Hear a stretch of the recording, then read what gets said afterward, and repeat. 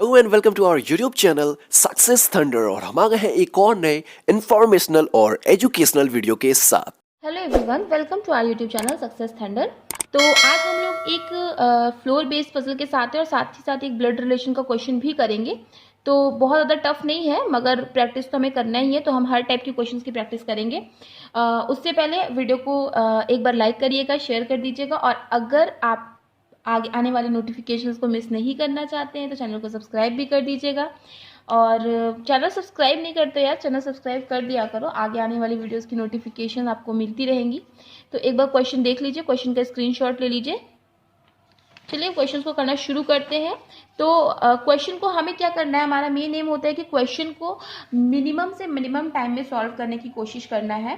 तो क्वेश्चन को मिनिमम से मिनिमम टाइम में सॉल्व करने के लिए आपकी अप्रोच एकदम सही होनी चाहिए, है ना। अगर मान लीजिए प्री में मान लो तो कि 5 लाइन की भी पजल आ गई, आपकी अप्रोच सही नहीं है तो आपको वो पजल बनाने में मान लो 3 मिनट लग गए, 4 मिनट लग गए।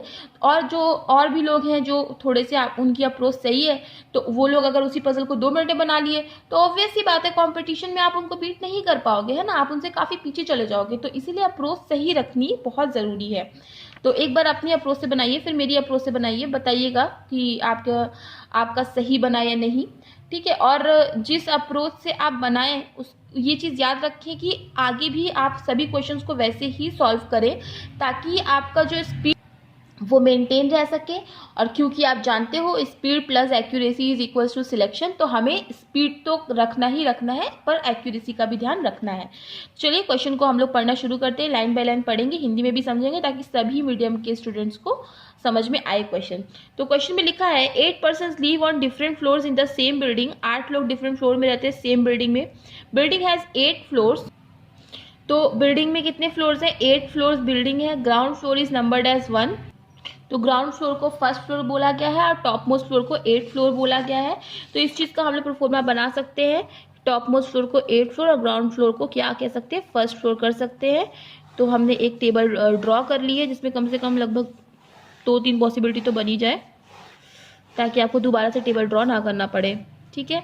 तो क्वेश्चन में आगे क्या लिखा हुआ है, S does not leave on an odd number floor. S जो है ऑड नंबर फ्लोर पे नहीं रहता, मतलब एस कहीं ना कहीं इवन पे आएगा। तो ठीक है, हम इस चीज़ को नोट कर लेते हैं कि एस जो है वो इवन पे आएगा। There is only 1 person who live between the floor on which V and W live. मतलब वी और डब्ल्यू के बीच में केवल एक ही लोग आएंगे, राइट। तो ठीक है, हमने इस चीज़ को नोट कर लिया, केवल एक ही लोग आएंगे वी और डब्ल्यू के बीच में। और लिखा है V lives on an even number floor below the floor on which S leaves.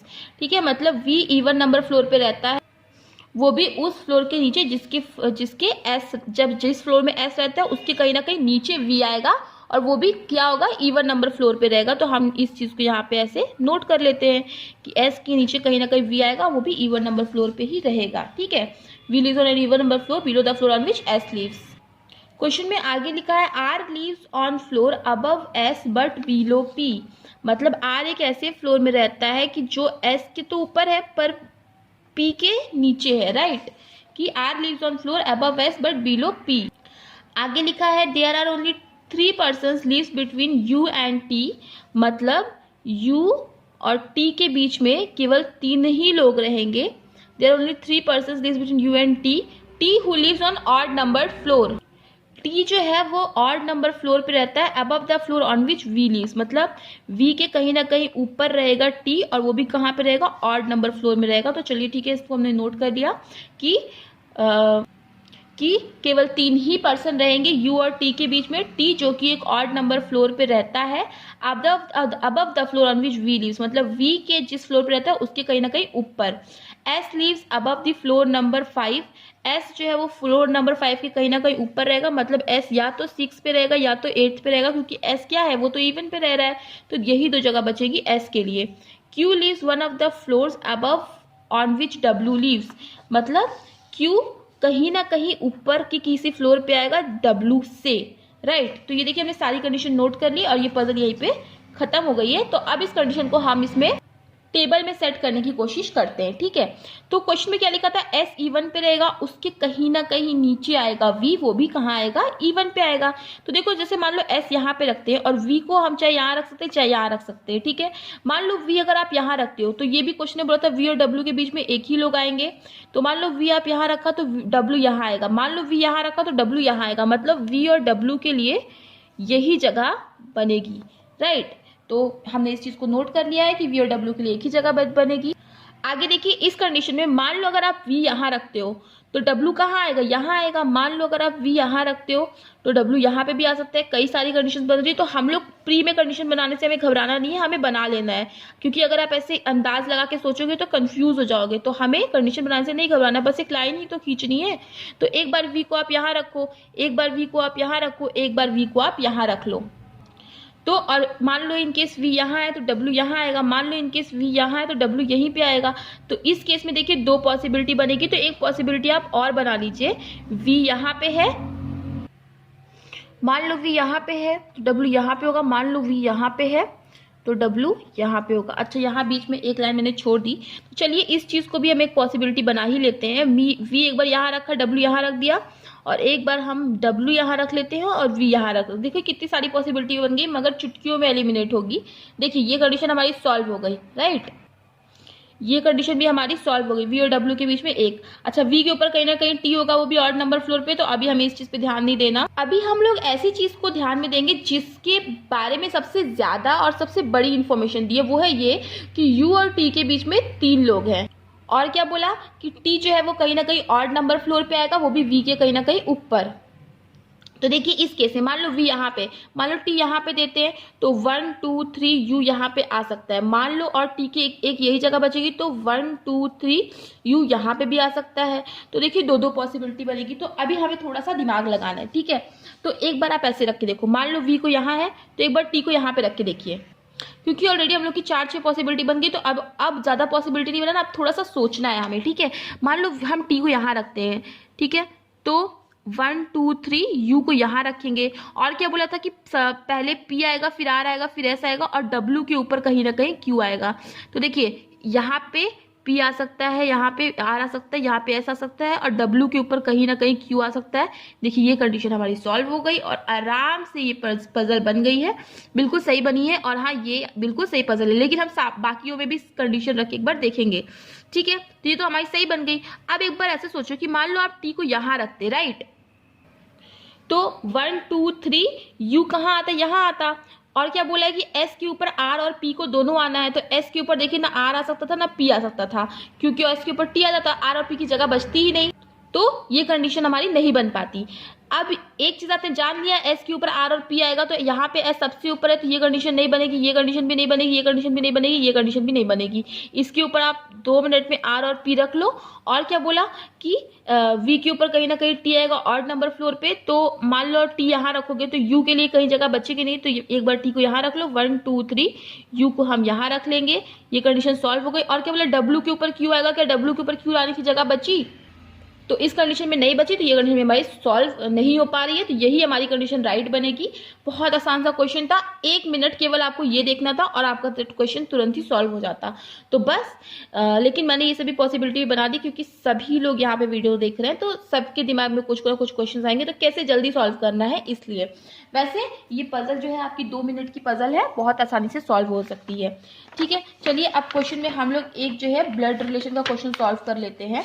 तो ब्लड रिलेशन का काफी आसान सा क्वेश्चन है, देखिए पढ़ते हैं। आप ब्लड रिलेशन के लिए आप चाहो तो एक मेरी ब्लड रिलेशन की 0 to हीरो लेवल सीरीज है, काफी अच्छी सीरीज, जिसमें प्री से लेकर मेंस तक के सारे क्वेश्चन सॉल्व है और कैसे आसानी से आप सॉल्व कर सकते हो।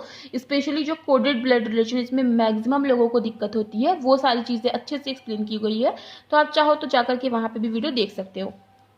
तो यहाँ क्वेश्चन में लिखा है, there are 8 members ABCDEFGH in a family, 3 married couple है, तो 3 कपल है, लिख लेते हैं 3 कपल है और 3 जनरेशन भी है।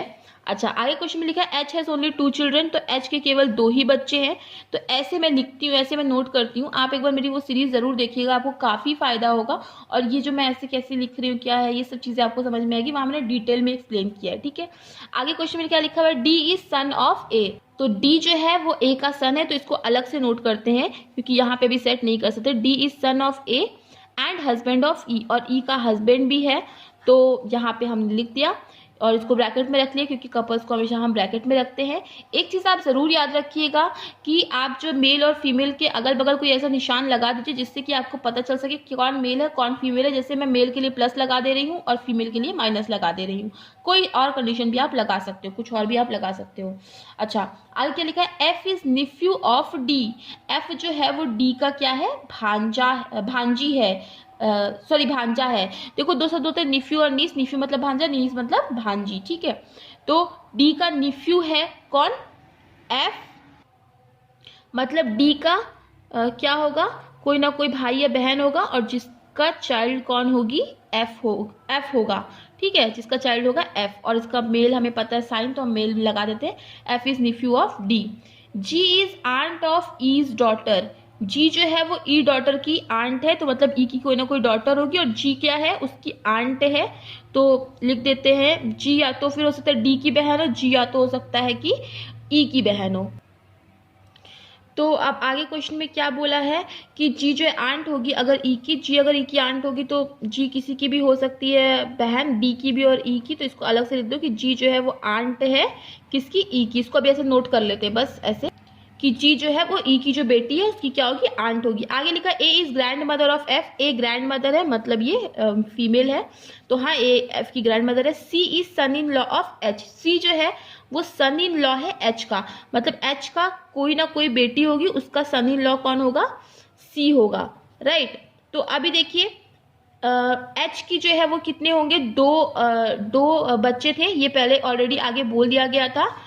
और फिर क्या बोला गया है, क्वेश्चन में केवल 8 ही लोगों का अरेंजमेंट है। तो मान लो अगर आप एच को यहाँ रखने की अगर कोशिश मान लो करते भी हो तो एच का यहाँ पे मान लो कि सी आएगा, उसकी फिर एक डॉटर आएगी, तो 1 2 3 4 5 6 7 8 और 3 कपल भी नहीं बन पाएंगे, राइट, क्योंकि फिर हमें 3 कपल बनाना होगा तो एक और बंदा चाहिए।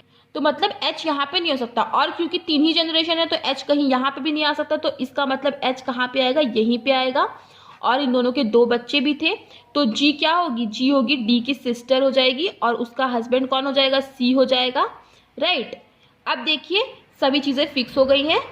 जी जो है वो ई के डॉटर की आंटी भी बन गई, ये कंडीशन हमारी सॉल्व हो गई। एच के 2 बच्चे भी हो गए, तो 1 2 3 4 5 6 7 और एक ही लोग बचे हैं, और वो कौन है, तो एक लोग जो बचे वो है बी। तो बी क्या हो जाएगी, ई की डॉटर हो जाएगी। तो ये देखिए हमारा ब्लड रिलेशन कितनी आसानी से सॉल्व हो गया है, बहुत आसानी से सॉल्व हुआ है। तो आप इस तरह के क्वेश्चंस को सॉल्व करने की कोशिश करिएगा। धीरे धीरे प्रैक्टिस करते करते, एक बार में नहीं होगा, 2 बार में नहीं होगा, मगर धीरे धीरे हो जाएगा। तो practice makes a man perfect, ये बहुत ही ट्रू सेइंग है। तो इसको आप अप्लाई करो, आपको गारंटीड है कि रिजल्ट मिलेगा, ठीक है। तो क्वेश्चन में आप क्या लिखा हुआ है, क्वेश्चन दिए हुए, 2 सेट ऑफ क्वेश्चन दिए हुए इसमें। वैसे तो इसमें बंच में क्वेश्चंस 3 तो आते ही एग्जामिनेशन में, मैंने केवल 2 ही रखे हैं, तो इसको सॉल्व करना प्रॉफिटेबल भी काफ़ी है।